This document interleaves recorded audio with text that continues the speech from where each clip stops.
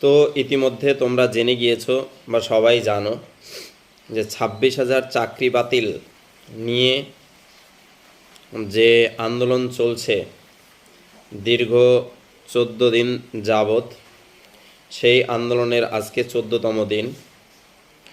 তো গতকাল এই আন্দোলনের জন্য বা এই যোগ্য শিক্ষার্থীদের নিয়ে কিন্তু একটা সাংবাদিক সম্মেলন করা হয়েছিল। সেই সাংবাদিক সম্মেলনে ছিলেন এই আন্দোলনের একজন নেতৃত্ব মেহবুব মণ্ডল মহাশয়।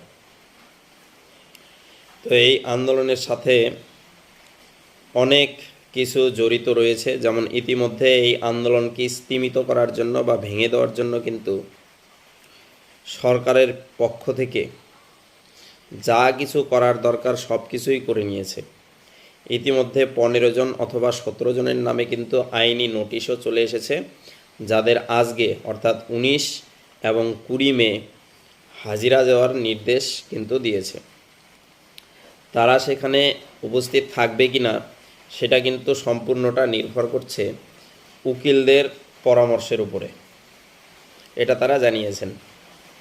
তো এর মধ্যে যে গুরুত্বপূর্ণ ব্যাপারটা রয়েছে, তো সেই সাংবাদিক সম্মেলনে কিন্তু মেহবুব মণ্ডল এই যে বড় 3টি রাজনৈতিক দল রয়েছে পশ্চিমবঙ্গে, সেই 3টি রাজনৈতিক দলকে আলাদা আলাদা কিন্তু হোম টাস্ক দিয়েছে, যে কি কি কাজ তারা শুধু মুখে সহানুভূতি দেখালেই হবে না, কিছু টাস্ক তারা কিন্তু দিয়েছে।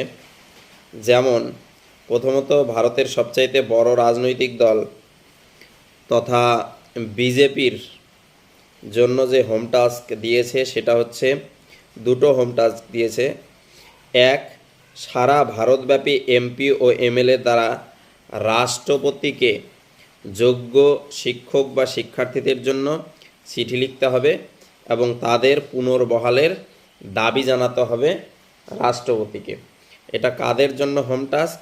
বিজেপির এমএলএ এবং এমপিদের জন্য, এবং সেটা পুনর্বিবেচনার আর্জি জানাতে বলেছে। 2 নম্বর টাস্ক কি বলেছে?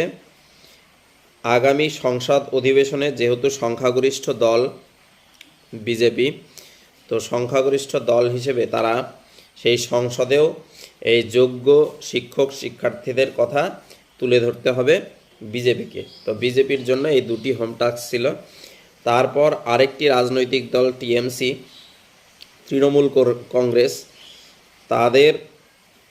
তাদেরও প্রথম আর্জিটা সেম, কি যে দলের বিভিন্ন যে এমপি বা এমএলএ রয়েছে তারাও কি করবে, বিজেপির এমপি এমএলএরা যেমন চিঠি লিখবে ঠিক একইভাবে টিএমসির এমএলএ বা এমপিরা যোগ্য শিক্ষক ও শিক্ষাকর্মীদের চাকরি বাতিলে সুপ্রিম কোর্টের রায় পুনর্বিবেচনার জন্য আর্জি জানাবে রাষ্ট্রপতির কাছে।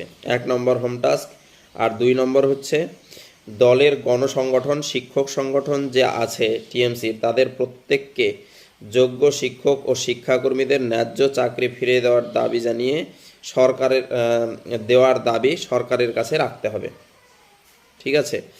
তারপর আরেকটি রাজনৈতিক দল যেটা হচ্ছে সিপিআইএম, তো তাদের কাছে তারা আর্জি জানিয়েছে কে, রাজ্যসভার সদস্য তথা হাইকোর্টের বরিষ্ঠ যে আইনজীবী রয়েছেন বিকাশ রঞ্জন ভট্টাচার্য মহাশয়কে রিভিউ পিটিশনের সেগ্রিগেশন অথবা রিপ্যানেল করে প্যানেল বাঁচানোর দাবি সুপ্রিম কোর্টের কাছে রাখতে হবে।